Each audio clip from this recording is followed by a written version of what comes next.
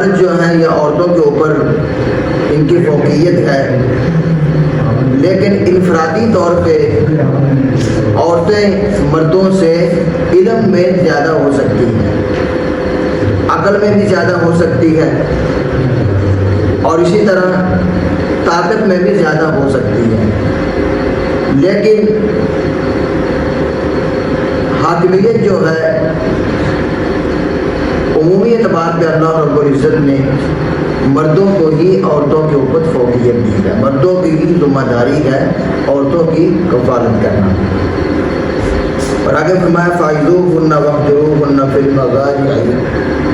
ہاں اگر کوئی عورت اس کے ساتھ جھگڑا ہو جائے، انبن ہو جائے،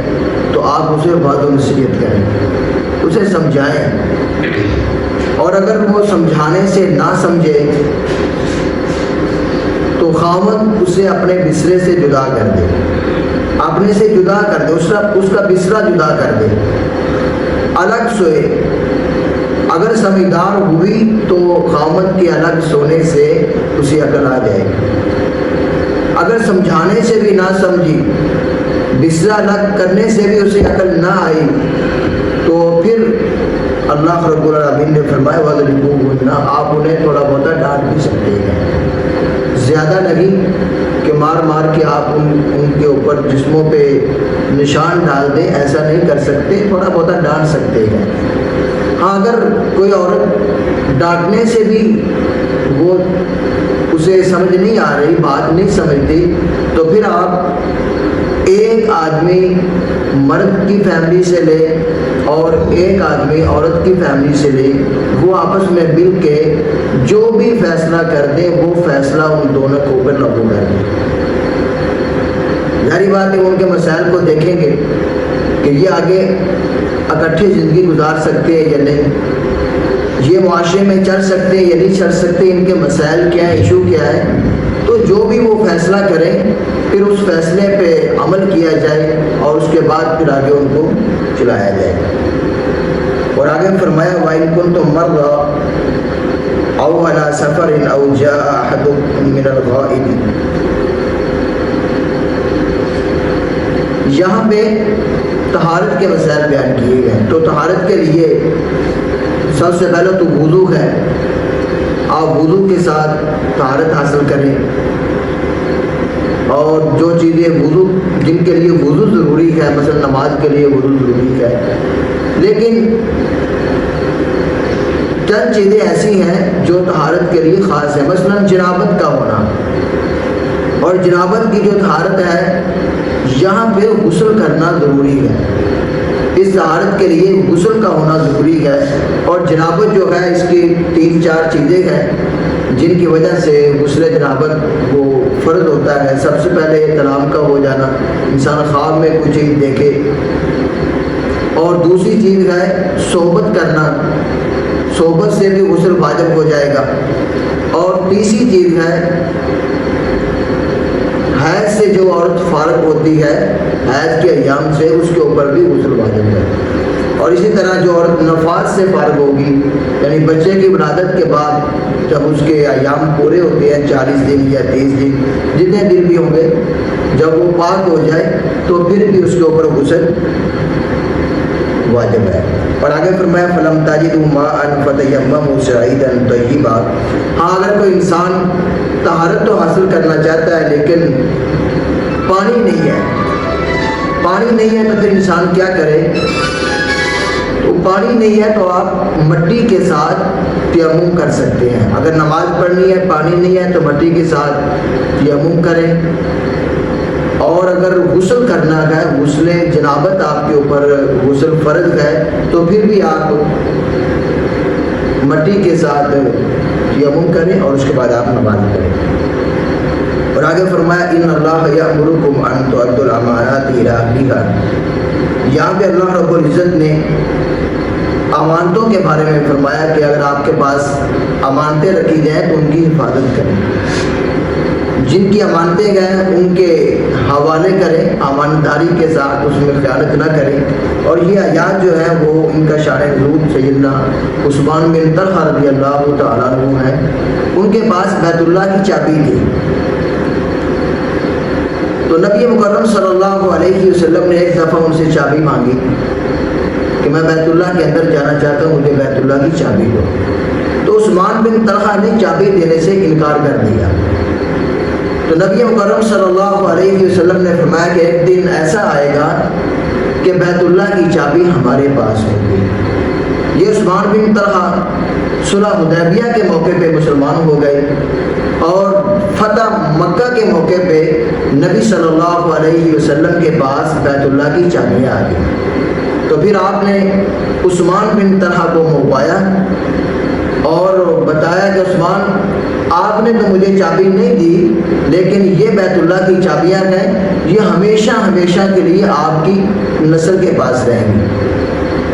تو اس کے بعد کبھی بھی عثمان بن طلحہ سے اور ان کی نسل سے آج تک کسی نے چابیاں واپس نہیں لی۔ اور آگے فرمایا یا ایھا الذین آمنوا اطیعوا اللہ واطیعوا الرسول واولی الامر منکم، کہ لوگوں اللہ کی اطاعت کرو اور اس کے رسول کی اطاعت کرو، یعنی ہمارے اوپر اللہ کی اطاعت واجب ہے اور اس کے بعد رسول اللہ کی اطاعت بھی واجب ہے۔ دینی شریعت میں اللہ اور اس کے رسول کی اطاعت ہی واجب ہے۔ اور فرمایا وَأُولِي الْأَمْرِ مِنْكُمْ، کہ اولی الامر کی بھی اطاعت کرو۔ اولی الامر کون گئے؟ اس میں علماء کے مختلف اقوال گئے۔ بعض کہتے ہیں کہ اس سے مراد حکام ہے، حاکم، ان کی بھی اطاعت کرو، اور بعض کہتے ہیں اس سے مراد علماء اور فقہاء ہیں، ان کی بھی اطاعت کرو۔ لیکن راجح قول یہ ہے کہ حکام ہے اس سے مراد، اور وہ حکام جو اللہ اور اس کے رسول کی اطاعت کریں۔ جب حاکم اللہ اور اس کے رسول کی اطاعت کریں تو رعایا کو بھی چاہیے وہ حاکموں کی اطاعت کریں، اور جب حاکم اللہ اور اس کے رسول کی اطاعت نہ کریں، وہ اللہ اور اس کے رسول کی نافرمانی کریں، تو پھر ان کی اطاعت لازم نہیں ہے، کیونکہ نبی مکرم صلی اللہ علیہ وسلم نے فرمایا کہ اللہ کی اطاعت میں مخلوق کی، اللہ کی نافرمانی میں مخلوق کی اطاعت نہیں کی جا سکتی، یعنی اللہ کی نافرمانی میں جہاں پہ اللہ کی نافرمانی کا کام ہو رہا ہے وہاں پہ آپ مخلوق کی اطاعت نہیں کر سکتے۔ تو اسی لیے وہ حکام جو اللہ اور اس کے رسول کی باتوں کو مانتے گئے، جو شریعت کے مطابق مسائل کرتے گئے، فیصلے کرتے گئے، نظام کو چلاتے گئے، ان کی بات کو ماننا ہمارے لیے ضروری ہے۔ اور آگے فرمایا فَإِن تَنَازَعْتُمْ فِي شَيْءٍ فَرُدُّوهُ إِلَى اللَّهِ وَالرَّسُولِ، ہاں اگر کہیں پہ کوئی مسئلہ آ جائے، تنازع پڑ جائے، کوئی جھگڑا ہو جائے، تو فرمایا کہ آپ نے اس جھگڑے کو اللہ اور اس کے رسول کی طرف پھیر دو۔ اس جھگڑے کو کسی بھی مسئلے کے اندر، کسی بھی تنازع کے اندر کوئی بحث مباحثہ ہو جائے، اسے اللہ اور اس کے رسول کی طرف لوٹا دو۔ جو اس کے بارے میں اللہ اور اس کا رسول فیصلہ کرتے گئے، آپ اسی فیصلے کی اطاعت کریں، اسی فیصلے کو مانیں اور باقی تمام چیزوں کو چھوڑ دیں۔ اور آگے فرمایا وَلَوْ أَنَّهُمْ إِذْ ظَلَمُوا أَنفُسَهُمْ جَاءُوكَ فَاسْتَغْفَرُوا اللَّهَ وَاسْتَغْفَرَ لَهُمُ الرَّسُولُ، نبی مکرم صلی اللہ علیہ وسلم کے لیے یہ خطاب ہے کہ محمد صلی اللہ علیہ وسلم، اگر یہ لوگ اپنی جان پہ ظلم کریں، گناہ کر بیٹھیں اور پھر آپ کے پاس آئیں اور آپ سے آ کے کہیں کہ محمد صلی اللہ علیہ وسلم ہمارے لیے استغفار کیجیے، ہمارے لیے استغفار کیجیے، تو آپ امتیوں کے لیے استغفار کر دیجیے۔ جب آپ ان کے لیے استغفار کریں گے تو وجد اللہ تواب الرحیم، تو اللہ رب العزت ان لوگوں کو معاف کر دیں گے۔ اور یہاں پہ ایک تھوڑا سا مسئلہ ہے کہ بعض لوگ یہ کہتے ہیں کہ یہ استغفار آج تک بھی نبی صلی اللہ علیہ وسلم کی قبر پہ کیا جا سکتا ہے، یعنی آج بھی کوئی انسان قبر پہ جائے اور وہاں جا کے یہ کہے کہ اللہ کے رسول صلی اللہ علیہ وسلم مجھ سے غلطی ہوئی ہے، میرے لیے اللہ سے استغفار کیجیے، تو نبی علیہ السلام آج بھی استغفار کریں گے، یہ بات درست نہیں ہے۔ یہ نبی علیہ السلام کی زندگی میں خاص ہے، اور آج ہم نبی علیہ السلام کے روزہ مبارک پہ جا کے صلاۃ والسلام تو پڑھ سکتے ہیں، درود بھی پڑھ سکتے ہیں، سلام بھی پڑھ سکتے ہیں، لیکن استغفار نہیں کر سکتے۔ اور آگے فرمایا فَأُولَٰئِكَ مَعَ الَّذِينَ أَنْعَمَ اللَّهُ عَلَيْهِم مِّنَ النَّبِيِّينَ وَالصِّدِّيقِينَ وَالشُّهَدَاءِ وَالصَّالِحِينَ کہ انعام یافتہ لوگ کون ہیں؟ ہم ہر نماز میں یہ پڑھتے ہیں صراط الذین انعمت علیہم، اللہ ان لوگوں کا ہمیں راستہ دکھا دیجئے جن کے اوپر تیرا انعام ہوا ہے۔ تو وہ انعام یافتہ لوگ کون ہیں؟ تو یہاں پہ اللہ رب العزت نے وضاحت کی ہے وہ انعام یافتہ لوگ انبیاء ہیں، اس کے بعد اصحاب ہیں، اور اس کے بعد شہداء ہیں، اور اس کے بعد اولیاء اللہ ہیں۔ یہ لوگ انعام یافتہ ہیں،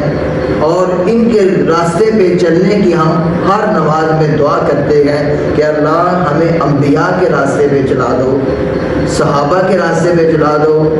شہداء کے راستے پہ چلا دو، اور صالحین کے راستے پہ چلا دو۔ اور فرمایا وَمَا كَانَ لِمُؤْمِنٍ أَن يَقْتُلَ مُؤْمِنًا إِلَّا خَطَأً، یہاں پہ قتل کے احکام ہیں کہ کوئی انسان کسی کو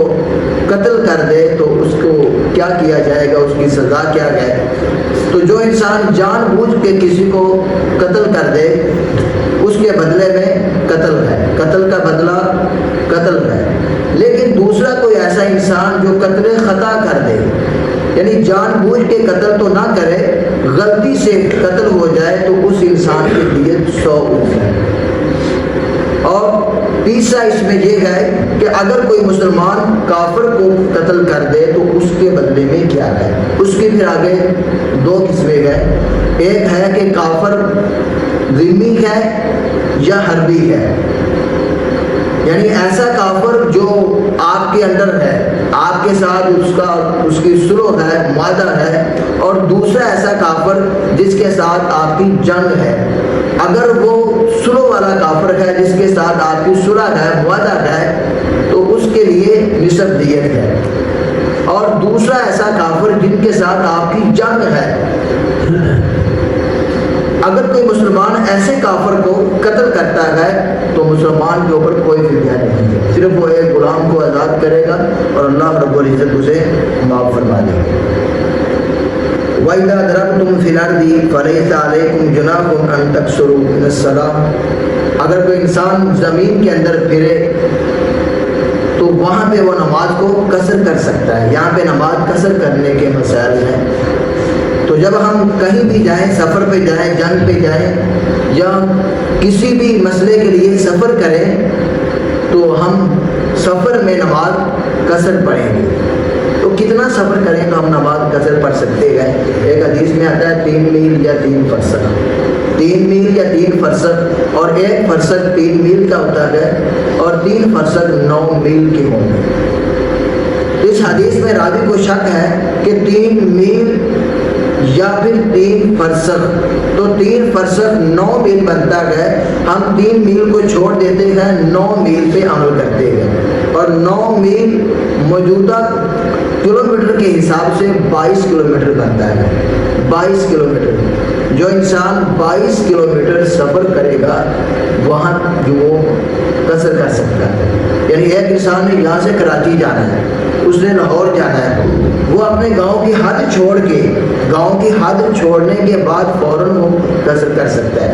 لیکن دوسرا ایسا انسان جس نے صرف 22 میل سفر کرنا ہے،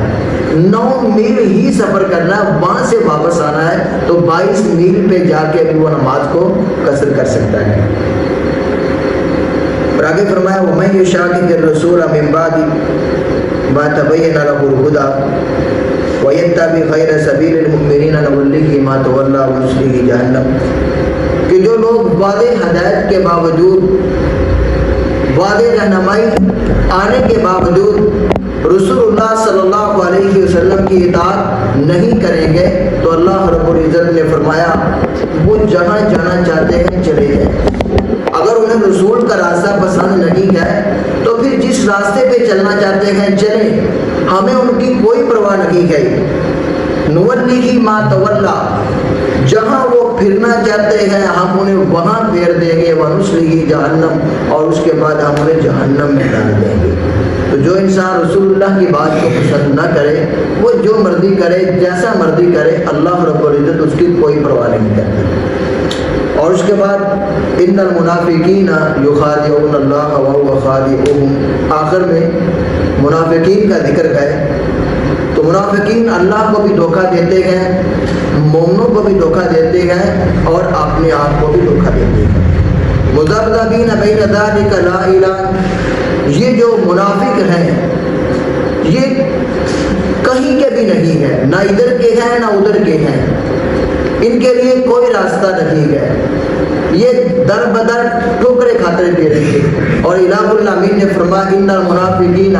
فی الدرک الاسفل من النار، اور دنیا کے اندر بھی ان کا کوئی ٹھکانہ نہیں ہے، اور کل قیامت کے دن بھی یہ جہنم کے نچلے ترین گڑے میں جائیں گے۔ اور آخر میں الہ الامین نے فرمایا ما یغفر اللہ بعذابکم ان شکرتم وآمنتم، کہ اگر تم لوگ شکر کرو، اگر تم لوگ اللہ کی فرما برداری کرو، اللہ کے احکامات کو بجا لاؤ، تو ہمیں کیا ضرورت ہے کہ ہم آپ کو عذاب دیں۔ یعنی جو لوگ اللہ کی فرما برداری کریں، اللہ کی بات کو مانیں، اللہ اس کے رسول کی اطاعت کریں، تو اللہ رب العالمین ان کے ساتھ احسان والا معاملہ کریں گے۔ اللہ سے دعا ہے کہ اللہ تعالیٰ ہمیں عمل کی توفیق عطا فرمائے۔